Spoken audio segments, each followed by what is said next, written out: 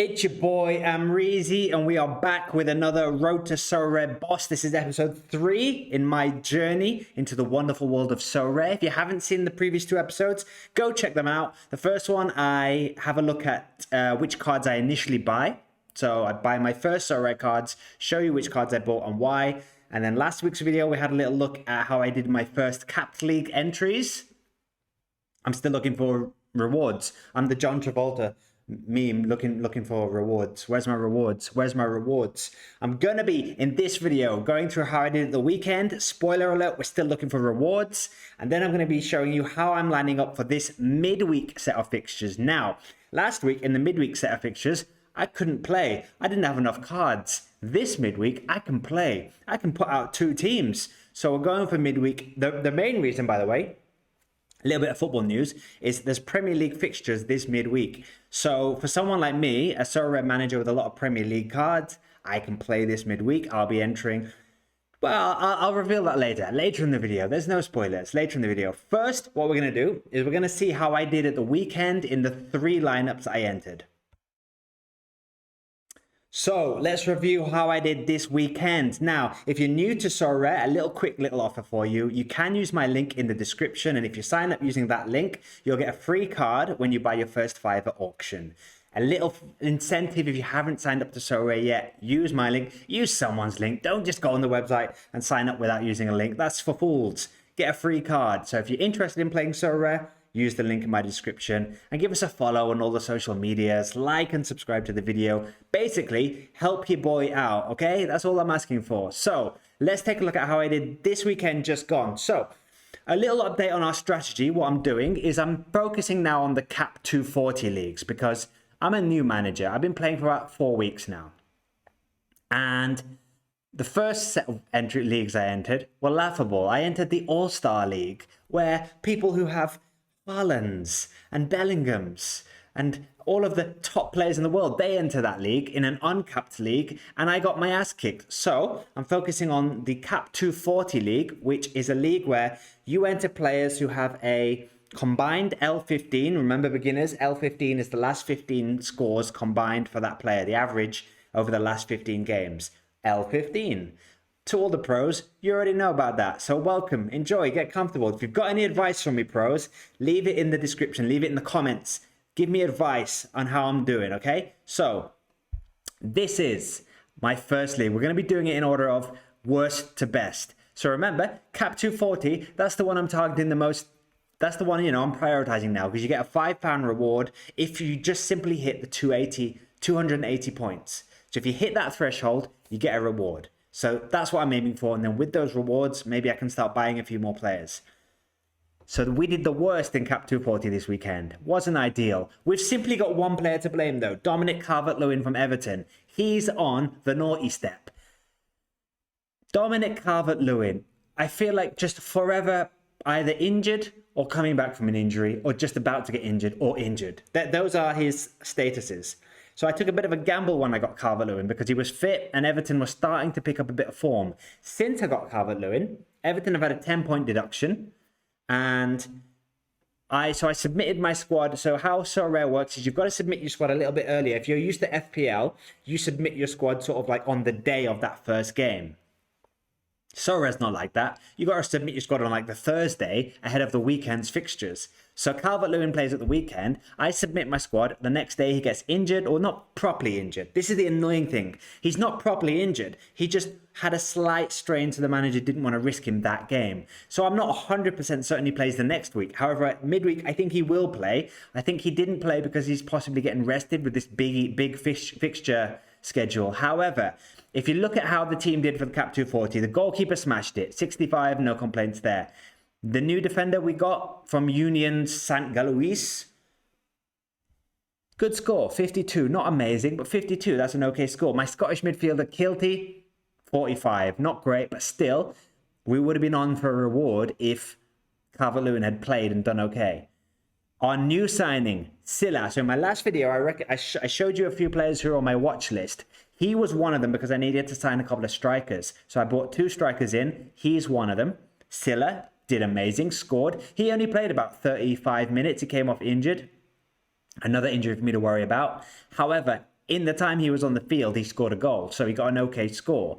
And then, so that would have put us on about 240 points. We just needed 40 more points from Calvert-Lewin. We just needed him to play, maybe get involved a little bit. If he'd got assist or a goal, he would have smashed it. If he'd have just played and done nothing, he might have got, like the Scottish guy, 45. He could have got a 45 and we would have had our first reward. So we didn't get a reward in the 240 league, which is what we're aiming for the most. However, we're close. You can see that we're close. You can see we're close. If we'd have just had a player who played, we could have got a reward that week. So we didn't get a reward with that. Let's have a look at how else we did in our other leagues. This is the league that we did second best in. It was the Premier League Specialist, which I'm now realizing is very competitive. I'm looking at the lineups who are doing better than me in the Premier League Specialist, and they're good. Some of these leagues, some of these teams, you know, they've just got full of Arsenal players. They've just got Arsenal and Man City and they're just winning. So it's going to be hard for me to get a reward in Premier League Specialist. I am going to keep entering because I've got a few Premier League cards. That's your first reason. Second reason, it gives me a chance to just keep some of my players playing. So I don't think I'm necessarily going to win any rewards that soon in Premier League Specialist. So I'm either hoping for a week where everyone just smashes it and we do get a reward, or what is most likely, I think, in the next few weeks is that because I don't have to play a goalkeeper and I've only got one goalkeeper in my whole gallery, because we don't have to play a goalkeeper that I paid for in the Premier League Specialist, it means I can play one of the free goalkeepers and then 4 Premier League cards that aren't necessarily, that I'm not using else in the other leagues. So that's going to be my strategy going forward in the Premier League Specialist. Let me know if that's bonkers in the comments. If you think that's good, let's keep rocking and rolling. So I brought in Flecken this week. Remember I said last week it didn't work for me picking a Crystal Palace goalkeeper who had Luton. This week I played Brentford goalkeeper who played Luton. Also didn't really work for me. 33 points. He conceded against Luton. I might have to stop targeting Luton because that's 2 weeks in a row. I've targeted Luton because I also, as you can see from the players who I picked, I signed Crystal Palace. Crystal Palace was last week. They let me down. This week was Brentford. I signed a Brentford midfielder, Norwood. And I was watching that game. I watched that game closely. That's one of the things I love about Sorare. I'm watching games now that I wasn't really interested in before, but now I'm like, okay. And because it's a whole different scoring metric. In the past, if I played FPL, I would watch the games and it was an obvious thing. I'll go, okay, he's scoring, he's assisting, he's keeping clean sheets. With Sorare, the scoring matrix is so much more complicated. It's one of the things I've been doing this week just gone. I've been studying the Sorare scoring matrix, how it works. And then I was watching this weekend, my players with knowing the matrix. And it's really interesting. So you kind of want players who are completing passes, who are creating chances in the final third. So someone like Norwood is a player who I love in real life. It's a kind of holding, deep-lying playmaker. And what you want is you want them to push forward and then spread those passes to players in the final third. Then they're racking up nice points. You want them to win the occasional tackle. So you want them to be a deep-lying playmaker who's also getting involved with tackles. And ideally not giving the ball away. And if they're chipping with an assist here and there, happy days. Norwood, I was watching closely. I'm not certain he's that player for Brentford. He's a good player. I don't know if he'll score that well in the Sorare world. So he got 43 points in a game, in an easy game for them. He might be better in the harder games because the way Brentford had the ball against Luton is they had a lot of possession with the attackers and the wingers, and the holding player Norwood, he didn't really get that much of the ball. Whereas against a more difficult team, they might have the ball a little bit further back. So I'm hoping Norwood could work against better teams. We're going to see with Norwood. If it doesn't work out, we'll sell him. Don't worry. We also signed Mangala from Nottingham Forest. And as you can see here, he was the extra player I put in this list. And he did well. I also watched that game because I was like, I need to check out my boy Mangala, see how he's doing. He looked really good. He played in the same position to Norwood, that holding midfield role. But he was spraying a lot more passes forward. He was breaking up play a lot more. He just seemed like he was their main little cog in midfield. So, as you can see, he was the highest scoring player in my team this week, 67 points. He's a good little pick going forward. So we're going to stick with the Nottingham Forest lads. And then Raheem Sterling was my captain. Not great. Not great. Chelsea, as a Chelsea fan, I was very happy Chelsea did win. It was a crazy game though. Went down to 10 men in the first half, so it wasn't really a proper attacking game. We were kind of playing on the counter attack. We got a penalty as our third goal, and Sterling then got subbed quite early, which gives me courage for midweek. I think Sterling got taken off early because we were down to 10 men, and also this keeps him fresh from Manchester United midweek. So Sterling didn't do great, however, will be in my team this weekend, this midweek, and will probably be captain because I think if he got rested, he'll be fresh, raring to go. Chelsea on the back of a win. Hopefully Sterling can hit it midweek. So that's how I did in my second to worst scoring league. Let's take a look at my best scoring team, which was the Cap 220. Who saw that coming? Who saw that coming? So here they are. Here are the boys. The Cap 220, which I thought was going to be the worst league, which I thought was the hardest league to enter. And I kind of threw this team together as a kind of, I focused on the other two leagues this week. And I thought Cap 220, all right, I'll just put in the players that I can afford with the restrictive L15 scores. So I put in Badiashile from Chelsea, who has a ridiculously low L15 at the moment. Badiashile, if he keeps playing for Chelsea, his L15 is like 32, 33.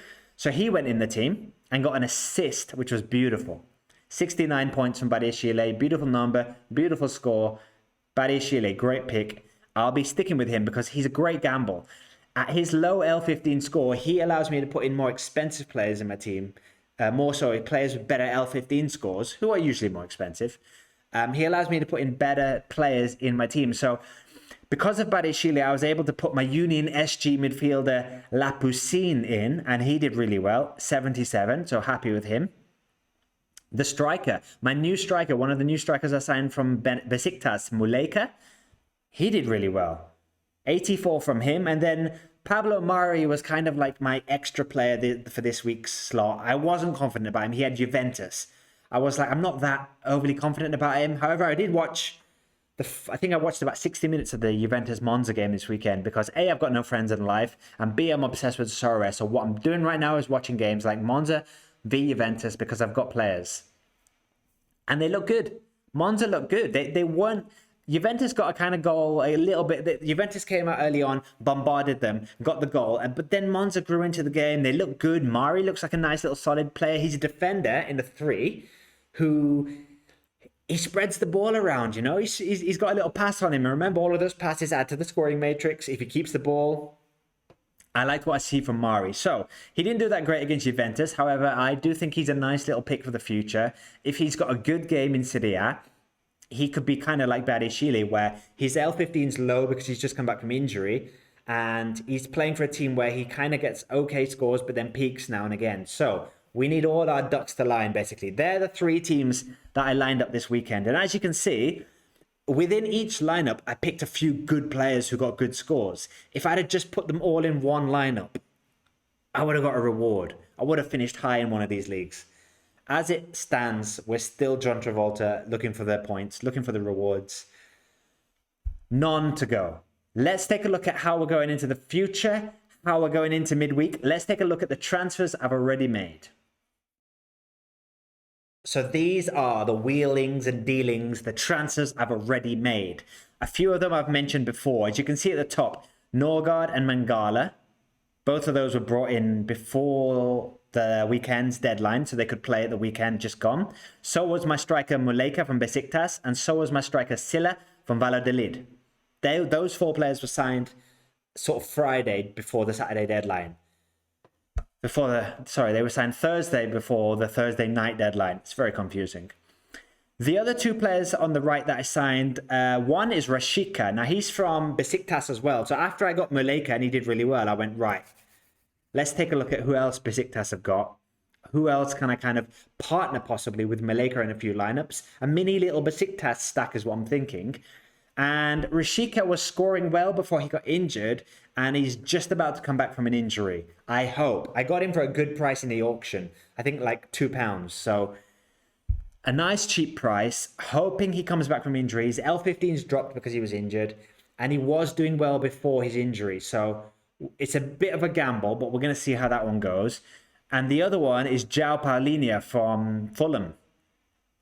I've been monitoring him ever since I started the game, because when I first started playing Sorare, I went, right, I've got a feeling you need to sign players who are going to move in January or who are injured and are going to be really good. That's why I signed Andy Robertson. That's why I had my eye on a few other people like Ivan Toney, who I've not been able to afford to bring in. And with my budget almost finished now, I've got about £11 left from my 150 initial starting budget. With Tony's going to be too expensive for me. So I think the last one that I'm going to buy, or that I have bought actually, is Palhinha from Fulham, because he's rumoured to be leaving. So he could go in January to Bayern Munich. Then I've got a Bayern Munich player for £11 I signed him for. And I've been monitoring him for a while since I started, and he's been around the 14, 13 price point. So now he's dipped to 11, and he's actually back for Fulham now. He was suspended, so he's back playing for Fulham. So I can use him while he's at Fulham, and he's a good player for Fulham. He's like the best player for Fulham. And either he's a solid pick in the second half of the season playing for Fulham, I can play him in my Premier League specialists, I can play him in my other leagues, or he moves to Bayern Munich and I've got a Bayern Munich player who I can either sell for big profit or could probably play him if he's playing for Bayern Munich. So those 6 players have been bought. If you look in the other corner of the screen, little lonely corner we're calling it, Casemiro has been sold. So that's the one player that I've sold so far. So last week I mentioned that I had Casemiro, and I might have mentioned that I was thinking of selling him because I've been reading more and more about how he's fallen out with Erik ten Hag, about how there's lots of links with him going to Saudi Arabia. All of that got me a little bit worried. I did also post when I first signed him on Twitter. I announced that I'd signed him for like £3, and I was so happy. I was like, I got this guy Casemiro, Champions League winner, 1 titles, £3. That's a great bit of business, surely. And I can't remember who it was, but I did get some good advice on Twitter. Or X. Give me a follow there. Give me a follow there if you're not following. What are you playing at? And I got some advice about how he's likely to go to Saudi Arabia. So, sold him for £5 something. Nice profit. He was in my team for 8 days. Sat in the reserves for 8 days. Bought for £3 something. Sold for £5 something. I made £2 like 20 profit on him. So, that was a nice bit of business. Not a complete failure. That's our transfer business done. Let's take a little look at who I'm thinking of bringing in, who's on the watch list. Now, I did mention I've only got a little bit of money left in my budget that I originally started playing with, and I'm going to stick to that budget and see how far it goes. I can't afford everyone who's on my watch list. So I'm still watching the Chelsea season stack from 22-23. One of those players that I've put down here who I'm most looking at the moment is Kovacic. Now, seems like a bit of a crazy pick. Kovacic doesn't seem to be getting played for Man City. Why do you want Kovacic, Amrik? 1, because he helps my Chelsea bonuses and my collection. 2, he's going for about £4 at the moment, £3 to £4. I'm monitoring his price and I'm going to swoop in as close to £3 as I can get him. The reason why I want Kovacic is because what Man City haven't been that great. I watched their game against Spurs at the weekend, and there's something missing with Man City. I think they're missing Gundogan more than they realised. I think Rodri wasn't playing. I just think in the middle of the pitch, Pep can't be happy with how Man City have been doing lately. So I'm kind of expecting him to just tweak the tactics a little bit. Pep does this all the time.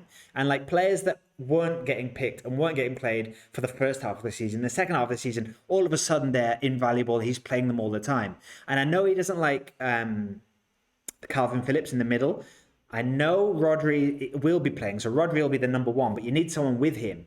And I just don't think Man City have found the key player to play alongside Rodri this season. Kovacic has just come back from a mini little injury, came off the bench at the weekend, and as soon as I saw him come off the bench, I saw him spray a few passes around. I thought, Kovacic could be a nice little pick because I think he'll get played now and again. With Christmas coming up, Man City are going to have a lot of fixtures. Kovacic is going to get a game or 2. They've also got one more Champions League game that I think they've already qualified for. So Kovacic could get a game there. And if he impresses in a few of those games when he gets the chance, it's not that crazy to think he could get a place. You know, they signed him for a few million from Chelsea in the summer, and Pep must have had a vision for him. When he signed him, he must have thought Kovacic is going to be a useful player for me. I just think if Kovacic gives a few good games, he gets in the team, it's a bit of a gamble. So I'm looking at him to bring in as a gamble. If it doesn't work out, he just helps with my Chelsea collection, helps with my bonuses for my rest of my Chelsea team.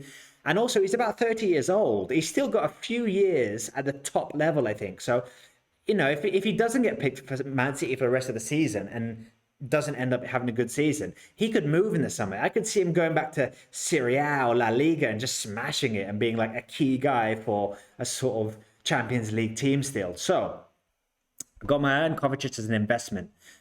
Above him, you can see two strikers. Nielsen is another Union SG boy. I should have signed him at the weekend just gone because I was looking at around about £4, £5 for him. He did really well at the weekend. He's just come back from an injury. He did well. Now his price I'm seeing is like £10, £11. So I might have missed the boat on him. The other striker is Otero. I didn't sign him. I did talk about him last video. I wanted to sign him because he also plays in the Spanish second division that I've been scouting a little bit. And but he was just a little bit too expensive. I'm seeing prices now that are a bit more reasonable, around the £2 mark. When I was trying to buy him at the weekend just gone, he was around about £4, £5. So I missed the boat on him as well, but he's still on the watch list. And then the last one is Quarta. How do you say his I can't pronounce his name. Sorry about that. From Fiorentina. Now, he is a player that I've been looking at again for a while because when I first started the game, I think he was injured, but he'd been the main guy before. So he fitted my criteria of investing in someone whose value's gone down a little bit, but could go up. He's playing for a good Fiorentina team. I love Fiorentina. I basically love all teams that play in purple. That's my favorite color. So I like Fiorentina. So I like watching him. I like the team, and he's good. And also, he's got a lot of rumors about going to other teams. I think Barcelona, Roma, West Ham, these are teams that I've seen linked heavily to him. Basically, top teams that want a centre-back are watching him. So he could also be another player who moves in January or in the summer. Nice little bit of an investment. I've seen him for about £5 to £6. If I can get him at that kind of price, I think good pick. So that's my watch list. Let's round up this video by previewing my team selections for this midweek set of fixtures. Here they are. Here's my first lineup. It's the cap 240. Remember the league I said I want to target the most. So my strategy with building lineups at the moment is make this 240 as strong as I can and then look at the other leagues. Okay? So this is my 240 lineup. Goalkeeper, my one goalkeeper that I have, he plays. Now, the goalkeeper is good. And with each good performance, his L15 is going up and up and up, which makes it harder for the rest of the team. So I can kind of see how in the future, if I have a week where all my players underperform, that won't actually be that bad for my L15 and could help me next week.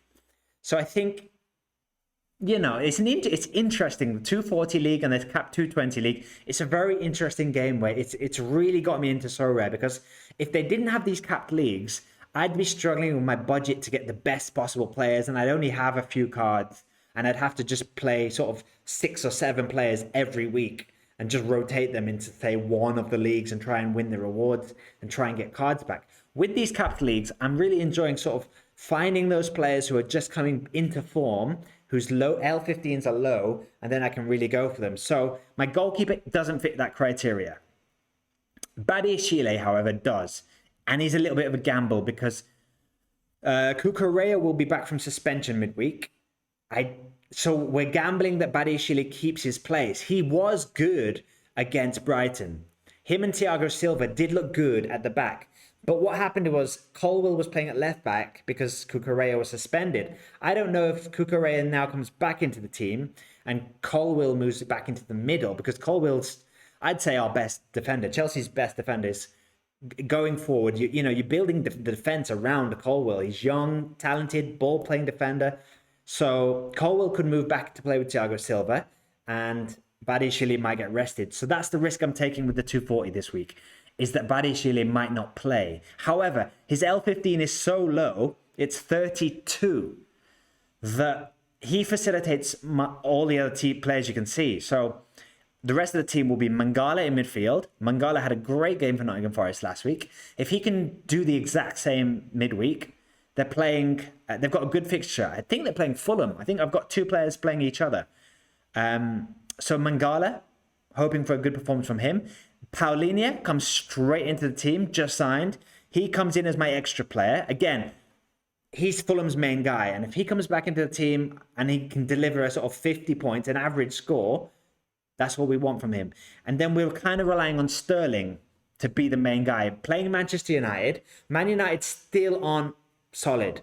You know, their form in the league's been picking up a little bit, but they're still not rock solid.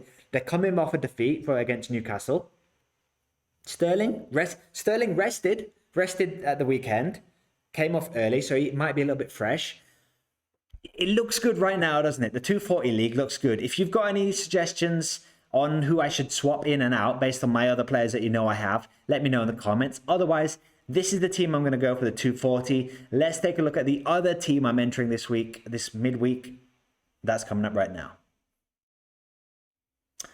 So this is the second team I'm thinking of entering this week, and this will be the 220, the cap 220.